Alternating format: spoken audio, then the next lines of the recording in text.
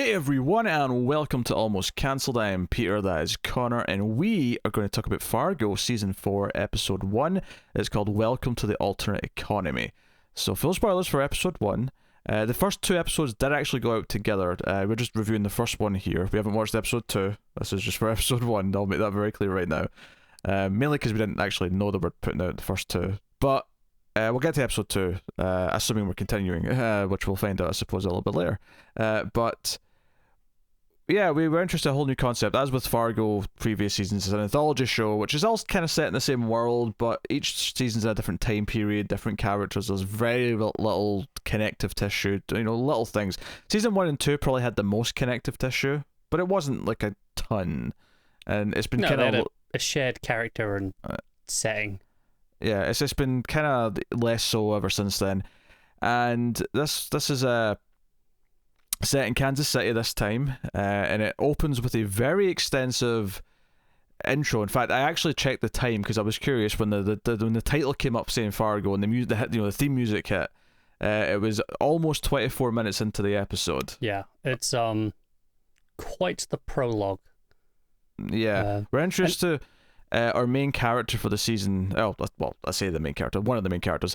Ethelrida, I think I say her name correctly, this teenage girl, this black teenage girl specifically, and it is 1950 when the main story's set, so really funny that this is on while we're still doing Lovecraft country. Season 2 was the 80s, I want to say? 70s. From memory. 70s, and if I recall, what the outside gangster character was from the Kansas City mobs, so this will probably kind of set up the status quo for that by the end of the season. That's kind of what this show likes to do. Yeah, but we're interested in this teenage girl who we see how she's mistreated in high school. Not by, I mean, it's sort of implied by the kids as well, but more so the discipline, if you will. She seems to be as she puts it, she punched someone in the fist with her eye, and she's being punished for it and stuff like that. But she's kind of explaining the backstory, and as she's talking, we keep sort of cutting from her to kind of this backstory of the organized crime families in the city, dating back to the start of the century, and how it goes from the Hebrews to the Irish, and then Irish to the Italian, and how there's kind of this almost tradition of them trying, because it kept doing it with the same shot, the same building, and the drums would kick in every time it came back to it, so it felt very rhythmic.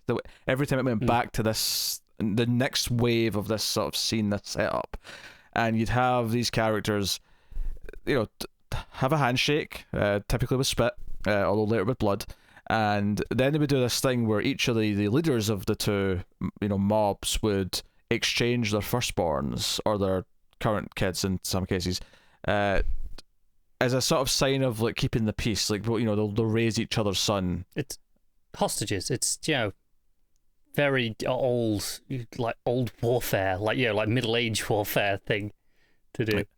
Yeah, but everything's very orchestrated in the sense that you have this, they're always sitting the same way. There's always these two sort of almost armies in this room. The Italian mob boss, he was always sort of sitting with his head down. Everything felt very kind of slick and stylish in the way that it was presented. Everything felt very, not surreal, but very specific at all times. And we kind of see how each one of these plays out, where the first time, the Irish actually end up killing everyone in the first gang because the son who was exchanged actually lets them in the back door, and there's a massacre.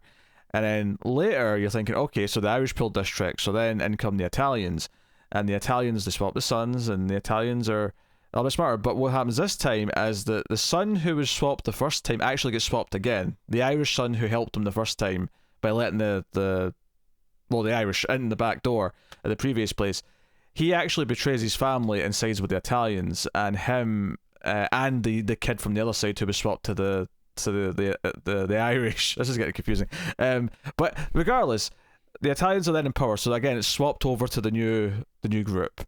The fact that obviously one of the main characters is from the Irish family, but is in the, because obviously they're still the characters that are there in the main story. They're the ones that are in power. And the new faction, of course, is led by Chris Rock, the Black Gang, if you will. And so a lot of it's how there's these cycles, there's these generations and these things, these changing. But all of this is playing out throughout the first 20 so minutes of the episode. It's quite the extended sequence, isn't it? Yeah, but to its credit, it never, it was always kind of entertaining. It felt like it was really setting up a lot of stuff, a lot of history.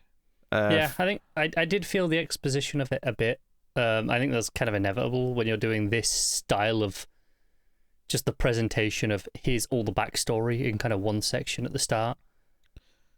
I did feel the history lesson a little bit of it, I guess. Oh, I mean, it is a history lesson. It's literally a history lesson. It is, but just in the context of the story as well. Yeah. It's the narrative history. She tells it. She even starts it as if it's a history lesson when she's telling it. Yeah. But we also get her lifestyle. She lives with her parents who are funeral directors. Her dad is white, her mum is black. Her dad arranges the funerals for the white families. Her mum arranges the funerals for the black families. She interacts with this nurse character who becomes more of a prominent character. The one character with the accent, because this is the thing, they keep setting it in places now that aren't actually in Minnesota, so they always have to have one character who's from Minnesota. So as soon as you hear her talk with the accent, it's like, right, well, she's a main character then. So she's definitely sticking around for a while. But yeah, this is the first 24 minutes. It's all this setup, so that when we get to the main story and we understand what's happening, because we have the swap of the kids. We do this again. Although notably this time we actually get a little bit more perspective, as in we sort of cut back to like Chris Rock's son. His name's Cannon. I should say his character's name. Cannon's son doesn't want to go. We see him in the car, kind of pleading with his father, almost just saying no over and over again. He doesn't want to be given to some rival mob family. Understandable. I get it. Yeah, for many reasons. So that's kind of the setup of the season, more than anything. Is kind of this power struggle and Cannon and his group trying to kind of flourish, take over, of course, the sort of uneasy tension, because even though we see it all very quickly, we actually find out at one point that the Italian, like the Irish to the Italian transition where the sons were swapped actually lasted 3 years. So it wasn't like the turn happened immediately. So we're in this moment of like uncertainty where, and we see this throughout the episode. One of the best sequences of the episode might be where the Italians, after a meeting with Cannon, see a couple of black guys on the street and they think there might be an assassination attempt, and there's like a sort of like ticking, and they're just walking, and actually it isn't an assassination attempt technically. I mean, there is something at the end of the scene, but I think there's a debate as to exactly what happened there. Yeah, that's typical Fargo weirdness, I guess, is a way you kind of write off some of this. Yeah, but it's a really well done sequence. The sort of the ticking as like these two guys are going up to like cross the street, and because they're in two cars, and the like one of the main enforcers and also the Irish son, as I'll call him, the one who originally came from the Irish family, are both kind of like just slowly opening their doors and are just kind of watching closely. And it's a really well done little sequence. And it's funny because like season 3 we weren't in love with, and I think season 3 had that one really good episode, but for the most part didn't live up to what season 2 was for me. And then Legion, I felt, went really downhill as it was on. To the point where I didn't even watch the last season. So do we have 2 seasons of Legion since then, or were they? Or did we have Legion season 2 and then Fargo? No, season 3 happened. Yeah, I know. That's what I'm saying. I couldn't remember the order of which the seasons came out in. Oh, I don't remember. Yeah. But either way, it was like it was Legion season 2 I didn't really love, and then if it was in this order, then Fargo season 3 was it was okay. I think I liked it more than Legion, but then Legion season 3 I didn't even have the energy to watch at that point.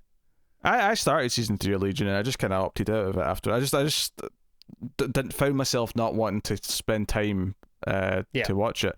And so, coming into this, it's kind of like, okay, Noah Hawley's done really great stuff. Like, season 2 of Fargo was fantastic. Season 1 of Legion was pretty fantastic.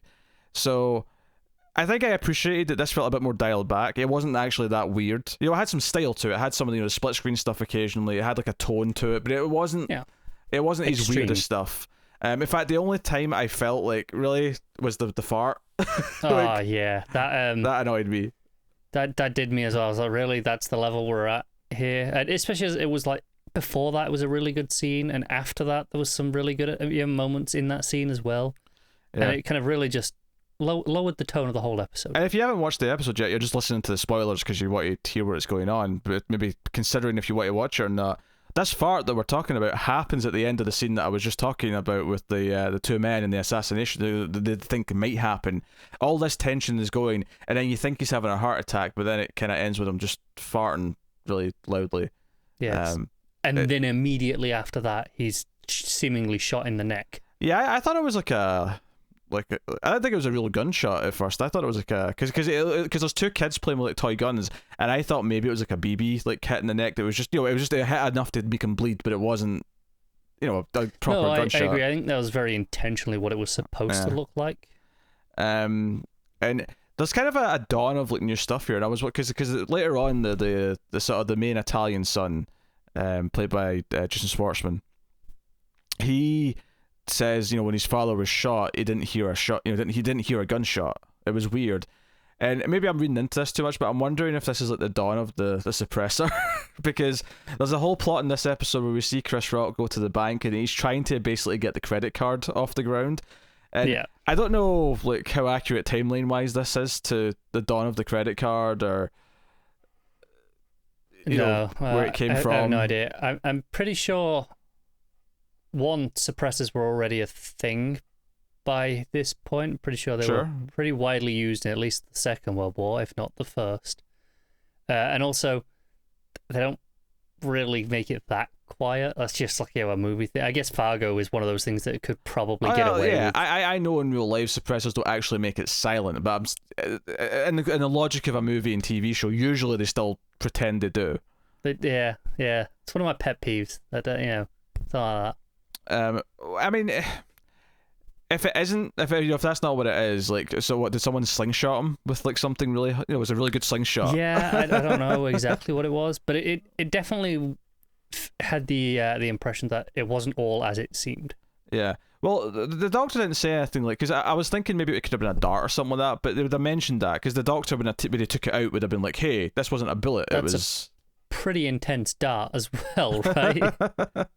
I was just thinking of things you can fire silently, just, relatively speaking, anyway. I mean, at least on a busy street where there's kids playing in that, that would cover the noise of that. Yeah, it was a reasonably, noisy environment. It wasn't a quiet place, but a gun's still pretty damn loud. Yeah, definitely wasn't Arrow. I think we'd have noticed that. I'd like to think so. But no, the same with the credit card though, I really like. Well, it shows that he's thinking about the future and that he's trying to do more things. He's trying to do this, and I love the because obviously it's set in 1950, and a lot of the themes of the show are to do with race, are to do with being a minority. Not even just the black characters, but and maybe this was actually mostly news to me, the way the Italians seem to be treated as well, which is kind of similar. Yeah, that doesn't surprise me. I'm sure I've seen this in something or other before. Yeah, I don't think I've ever seen this in anything before. So that was actually genuinely surprising to me. But he goes and he's in the bank and he's explaining his ID for a credit, and they've got this prototype which is a literal metal plate of a credit card. Yeah. And he's like, yeah, that's they won't pay for it today, they'll pay for it tomorrow, so they'll feel rich, they'll look rich, but we'll charge interest, and it'll be it's a $1 billion idea even. And the guy goes, no, I mean, it's good to dream, kids, but seriously, this is pie in the sky. People aren't going to spend money they don't have. And this might be the funniest moment in the whole episode because of how ridiculous it sounds to someone in 2020. I think the best part as well is he follows this up by saying, if we did that, we'd have to charge our customers extortionate interest rates just to make money, and that's just not what banking's about. And I admit that made me proper laugh. Yeah, and obviously there's the implication that he's not taking the idea seriously because it's coming from two black men. So there's a serious tone to it, but it's so ludicrous because he's saying this would never work, and I'm looking at my wallet just sitting over the side going, yeah. I don't know.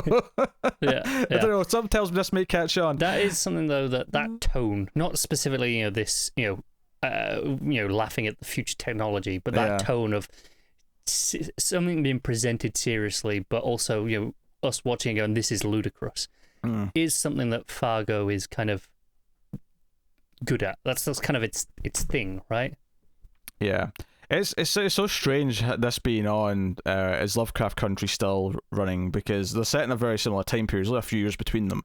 It is, yeah. I mean, it was supposed to be finished by now originally, right? That's true. That's true. That's would have started first, I think. Yeah, it would have done. Yeah. Oh yeah, this was going to start in like May April. or June or something. Yeah. It was or April. It was really close Yeah. to starting because I think they'd shot like 7 of the 8 episodes when they had to shut down, and because they didn't know when they were going to be able to finish it off, and didn't want a massive long break before the last episode.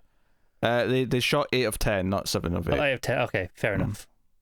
But they had 2 left because there were stories a few weeks ago about how they pulled off filming the last 2 episodes in the last couple of months because we have to finish the season With great difficulty, I imagine. And with some of the actors, I should say, like the ones who are supposed to be teenagers, you can't leave it too long. They're going to start looking a bit too old. Yeah, you'll start noticing. Yeah, and even just the younger kids, like the son who's traded, for example, like he's going to age really quickly at that age because he's about 11, 12. The main girl too.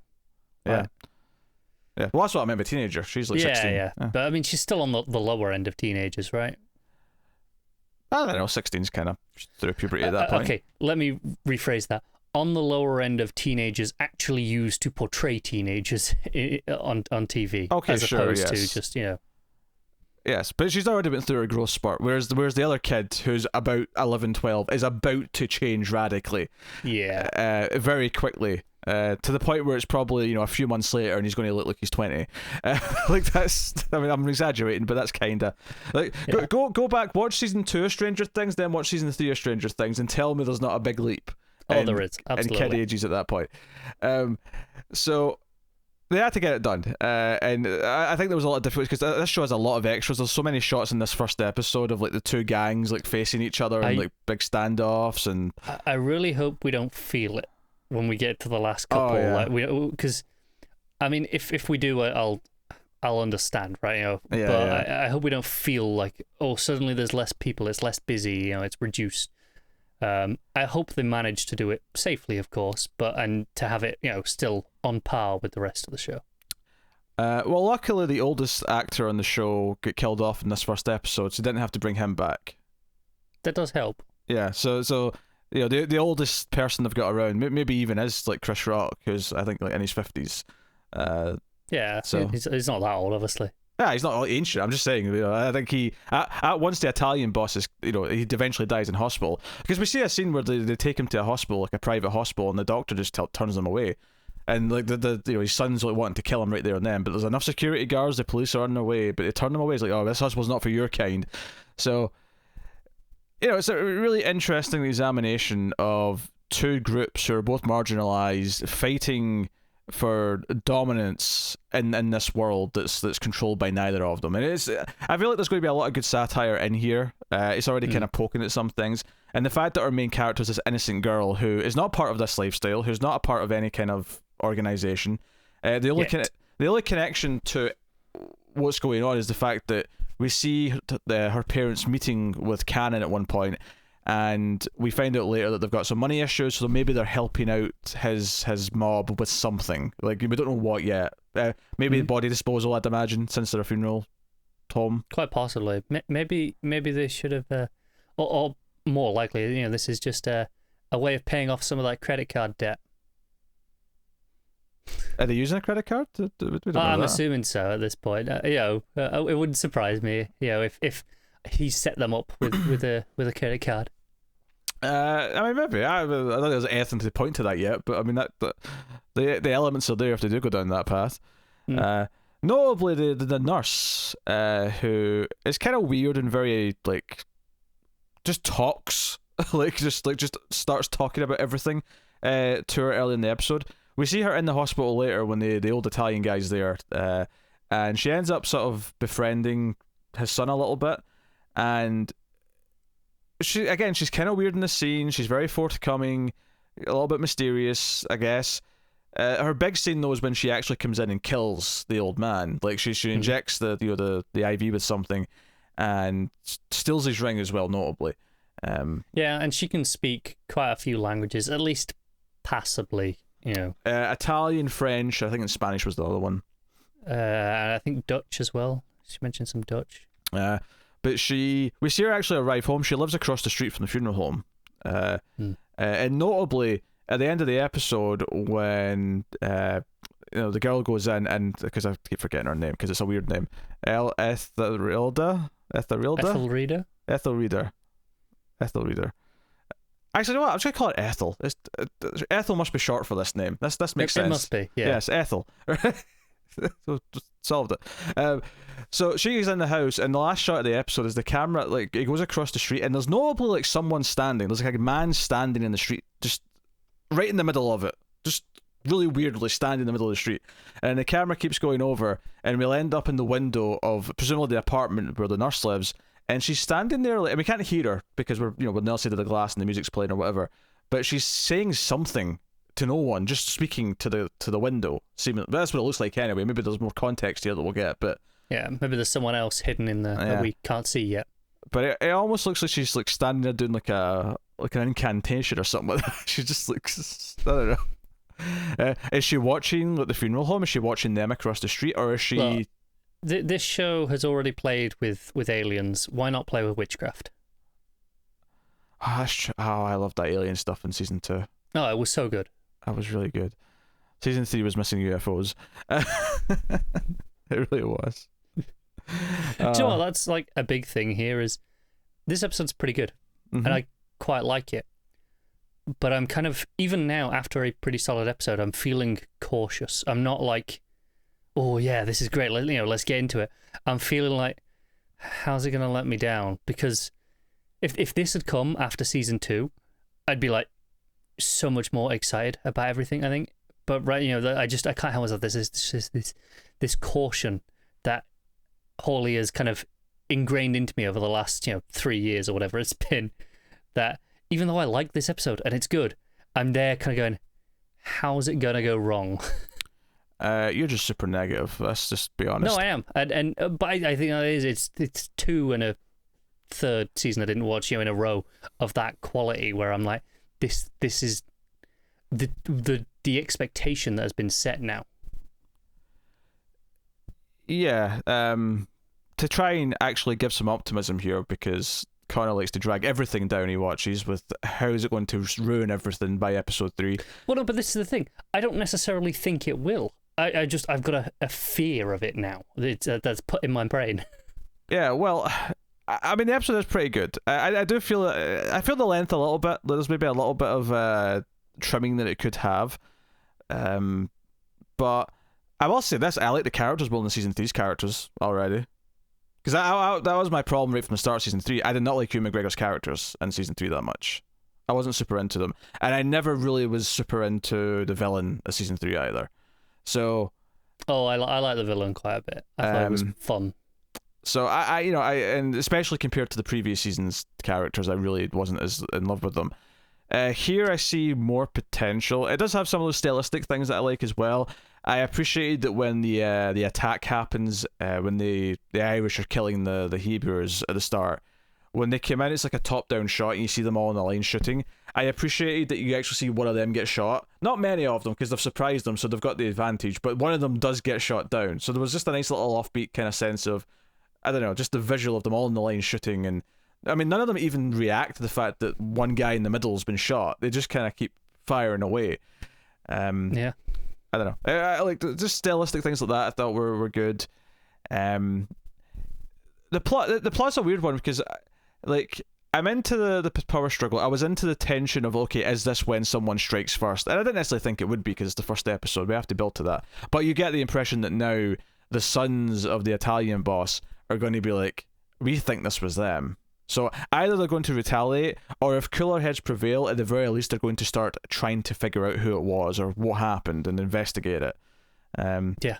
So I think the plot is fine. There's actually, because we spent half of the episode doing the history and the setup, the actual plot itself doesn't actually get moving that much because it only has half an hour or so. It doesn't do anything wrong. I like everything that's there, but there's a very notable lack of momentum that I feel like is usually in a first episode's plot. Yeah, well, you've got the weird moment at the end, which I think might hook you, but maybe this is why they felt the need to put out 2 episodes at once, was to kind of give you a bit more of the plot on that first night. And obviously we'll get to that episode in a couple of days, most likely. But well in time for the next one, next week's episode, obviously. But I mean, I felt fine with this. I felt it's funny. It has this kind of weird place because of like how we felt about season 3. But also just because I'm actually watching like really good TV shows right now. Between Lovecraft Country and The Boys, I'm actually like bathing in good TV. So the bar is surprisingly high right now. Yeah. So this is, I'm coming into this, and even like these race sort of themes that we're dealing with in this time period, I'm actually getting another good show dealing with a lot of those things, and it's dealing with it in a very different way as well. Of course, not just because of the supernatural stuff, but even the way it deals with those things in particular, with like how black people are treated in this time period. It's a lot more stark and kind of like real world horrific in Lovecraft Country, whereas this here is played very off kilter. Yeah, as Fargo tends to do. Don't get me wrong, it's definitely implying that all these things happen. It's not shying away from it, but it's definitely not. It's not sort of going straight into the horror of it. It's dealing more with the quirky characters around it happening, as opposed to weirdly in comparison to Lovecraft Country, in comparison, this almost feels subtle in the way it does it. Because it's kind of and I say that where this is clearly a central theme of it, right? Yeah. It's clearly the point of the season. Yet in comparison, it feels like, we'll beat around the bush a little bit. Yeah. So, no, I think it's a good first episode. Maybe not a great first episode, but that's okay. It doesn't have to be necessarily like amazing. It just has to be good.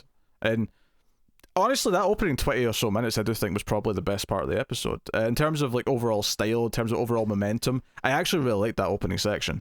Yeah, it was very, very focused, which I think helps. Yeah.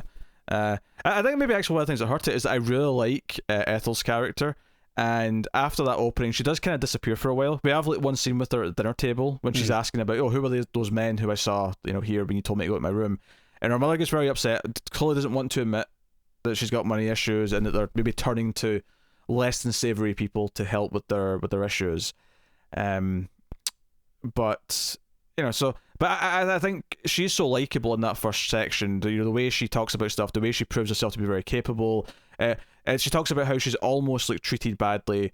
Like, it'd be one thing if she's a delinquent black person in the 1950s, but the fact that she's someone who's really smart and really well behaved and someone who excels at what she does, that almost makes the white people act out against her more and look for reasons to put her down. So we get those themes kind of coming into it. We see those elements.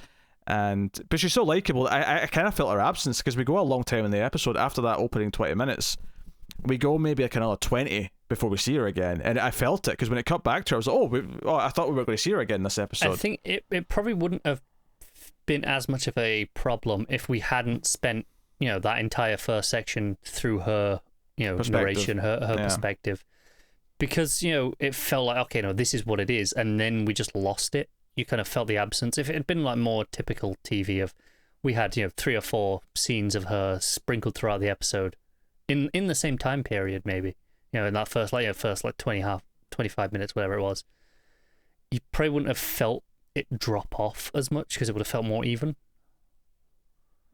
Yeah, that's very possible. But as it is, this is what we got, and but it's good. No, I mean, it was a good episode, and it didn't. I was kind of waiting for it to do something to it, and it did do one thing. It did the fart, right? The fart really was stupid. This episode would be 30% better without that. And I was almost worried when it happens. Is this the start of the down? And to be fair, the rest of the episode was solid. There was nothing wrong with the rest of it, so it was just kind of like, okay, it was one blunder, and hopefully that's it. They got it out of the system. Hell, I'll give them one blunder per episode if they want one. Like, it won't be that bad if there's one complaint per episode like that, but it definitely it stuck out as being just stupid. I think it's because it was in such a big moment. It was so dramatic. Everything was played up, and it went on for a long time as well. This stupid fart. It wasn't like just a quick brief. Like, it wasn't like, we were playing the heart attack style beat, and then it was just a fart. It was like, no, we had a good 15 seconds of him farting. It went on a while. Yeah. But no, that episode's pretty good. Anyway, that has been episode 1 of Fargo, season 4. So we will, I tried to leave it a bit ambiguous at the start for some drama, but yeah, we will look at episode 2 later this week, and get back to our thoughts on that. But this has been episode 1. Let us know what you think of the episode in the comments below. You can like and subscribe. Liking is super important on YouTube. You can support us that way for free. You can support us on patreon.com/MailFuzzTV for as little as $1 per month and get some bonuses for your trouble and help keep all the content coming. Catch us on Twitter at mailed_fuzz for channel updates and the like other stuff too, I guess. Occasionally, maybe. Other things. But that's us. So keep watching TV, guys. Have you got any vanilla?